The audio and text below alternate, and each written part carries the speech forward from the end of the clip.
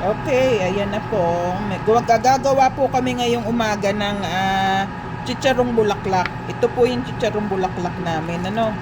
Ginaganito ko yon kasi per pound po ang ginagamit kong sa kanila sa presyo. Pag po may free time, we have to do this. Naubos na po kasi yung chicharong bulaklak namin. So, ganito naman ang gagawin ko. Hihiwain mo ng yung bite size ba, kasi syempre ibebenta mo, kailangan may presentasyon yung benta mo, hindi basta mo binenta. Tapos ayan po, ganyan siya. Ipiprito ko to mamaya. Iipunin ko muna. 2 kilo po itong ginawa ko na bituka. Ganyan po siya. Ayan. Dikit-dikit, kaya kailangan hihiwalayin nyo po kasi para ganahan naman yung kakain, hindi yung dikit-dikit. Ipiprito ko ng unang prito, tapos pag po may bumili, ang mangyayari, ipiprito ko ulit kasi para masarap sa malinis na mantika. Meron po kasing iba yung itong na bituka. Minsan po maitim siya, I don't know why. So ito hindi, okay lang to. Yung iba po ay maybe yung siya, yung nahaluan ng something na I don't know.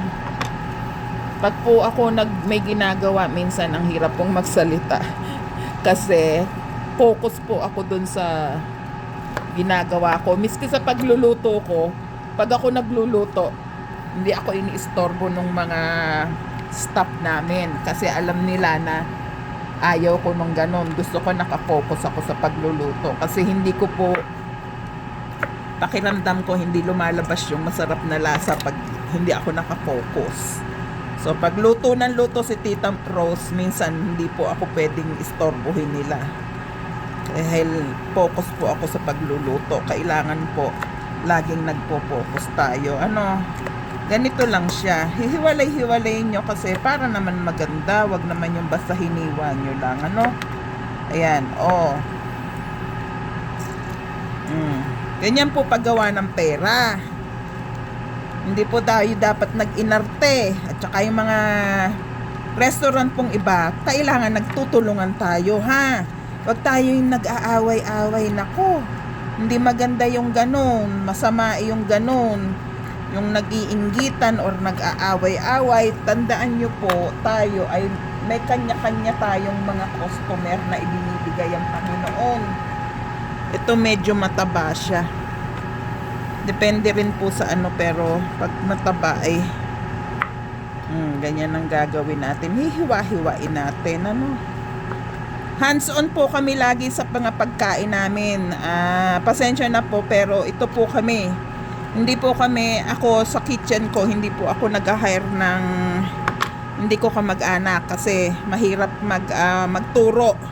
Pagka mag-anak ko po, alam na nila kung ano yung trabaho namin. Kung paano lutuin ang pagkain, kung paano dapat natin i-prepare. Kasi nga po parang home, parang nasa bahay din kayo pag kayo kumakain. Hindi po yung basta parang tawag doon, parang ipinrepair lang na commercial na pagkain. Ang pagkain po sa Paulos, maniwala kayo, marami na, masarap pa. Yung pong umu-order ng mga ng mga what do you call this one, ng mataba po masyado siya, o nakita nyo yung taba niya. Sa taba nito, hindi masyadong, ito maraming taba, pero matatanggal din po yan pag pinirito nyo, masasama sa oil. Nasa na ba ako yung sinasabi ko sa negosyo? Ayun, pag po kayo nagninegosyo, wag mag-inarte. Ganito po talaga, prepare ka ng prepare ng anong pwede mong pagkakitaan. Wag po kayong magsasayang ng, lalo na yung may mga pwesto. Maniwala kayo sa iyo. Yun ang turo ng nanay ko. Huwag kayong magsasayang ng space sa lugar mo, sa pwesto mo. Kasi binabayaran mo yan eh.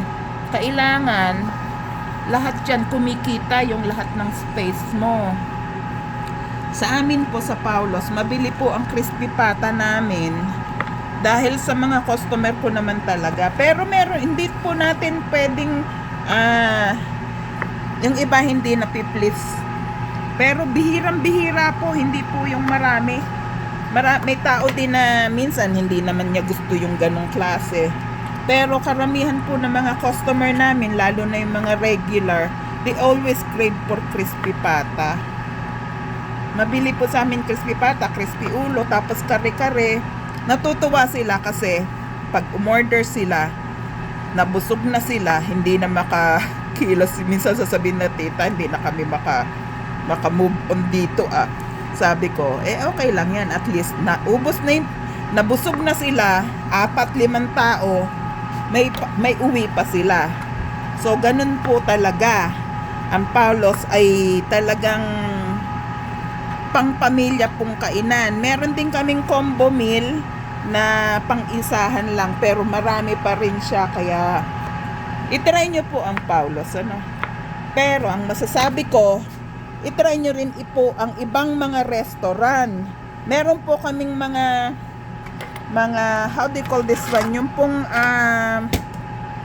ito po, 2 kilo yan. Ipiprito ko. Pag pinrito po yan, nagiging kalahati na lang. Hindi na po ganyang karami. Kaya po pag pa-kilo ang ginagawa ko. Yung pong 1 kilo, nagiging kalahating kilo na lang. So, ganito po, ang catering namin, pag kayo gustong umorder, marami po ang portion ng catering namin at saka mura po yung presyo. Pero, pag po may mga nagtatanong sa akin, ang ginagawa ko, sinasabi ko sa kanila, hindi ko po nilalak ang deal, sabi ko sa kanila, itry nyo rin po sa iba yung lasa at saka yung dami. Kasi hindi ko naman po kasi hindi po ako mahilig pumunta sa mga restaurant na mga kasi healthy competition lang po ako. Ang kalabang ko po sa business ay sarili ko, hindi po ibang tao. Hindi po ibang businesses. Kasi po iyan, kailangan healthy competition, wag po yung gumagawa tayo ng paraan para masira ang iba. Meron po kasing mga restaurant na gano'n ang ginagawa. Pero ako po, hindi. Ang gusto ko po, lahat tayo makinabang. Tsaka matakot tayo sa Panginoon. Masama po yung ganung isipan. So, ipiprito ko na po lahat to. Wala po kahit pinakuluan lang ng konting asukal. Dito ko po ipiprito siya. Dadaling ko po rito sa malinis na mantika. Napapalit lang po namin kahapon ito.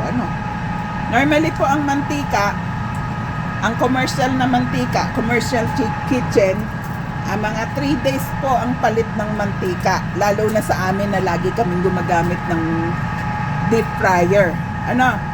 So, ilalagay ko na po siya. Ganyan po. Ayan, ganyan. Tapos, gagawin natin, halo-halo lang ng konti. Tapos, maya-maya po, tatanggalin ko na yan. Ganyan po. Tingnan nyo. Ang mantika namin, bago lagi. Mga 3 days, 4 days, papalit na tayo. Okay? Ayan, tatakpan ko po. Tatakpan natin. Normally, tinatakpan ko pag crispy pata kasi tumatalsik. Ayan, nakita nyo, ang daming talsik-talsik. Tumatalsik po siya. So, ngayon po, hindi ko tatakpan ko kasi hindi naman ko nagtatalsikan. Kailangan lang po iprito talaga. Yan, halu-haluin nyo lang. Tapos maya-maya, mga 5 minuto lang po iyan, aalisin ko na. Kasi i-reheat namin yan pag may umorder ulit. So, ito po ang trabaho namin. Pag walang magawa, ay kami. Magpiprito ng ganito. Ayan. Diba? Masarap. Yung mga mahilig nagkikrave lagi ng chicharong bituka, meron ulit ang Tita Rose dito sa Paulos, ha? Uunahan nyo na lang. Sabi nila ay masarap daw. So, ayan siya, ganyang karami. Tapos, na yan, luto na yan. napakulo na, pinrito ko na, tapos kukunin ko na lang siya, ilalagay ko po siya dito. Kasi kailangan tumulo siyang maigi para hindi bumigat. Ano? Oh. Ayan. Patutuluin natin yan dahil ayan po, ganyan. Oh.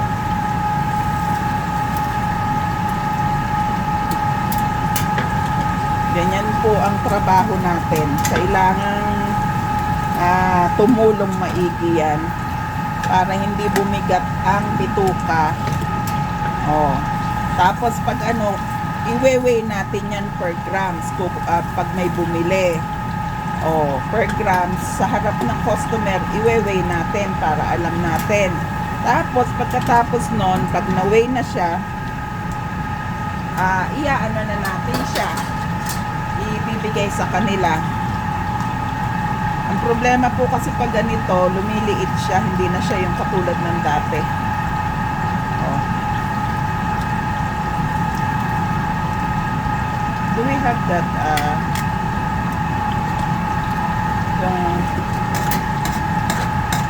ayan, malinis po yung tingnan nyo, parang transparent pa rin yung mantika namin na ginagamit. Kailangan po kasi ganon para malinis yung piniprito nyo. Ang crispy pata naman po, miski malinis po, kulay siya, parang lechon. Kasi po yung mga spices na ginagamit namin, iyon po yung nagpapakulay sa crispy pata. Pag po bagong-bago yung bagong kulo, bagong spices na ginagamit namin, ay minsan po, siya, hindi masyadong kulay orange.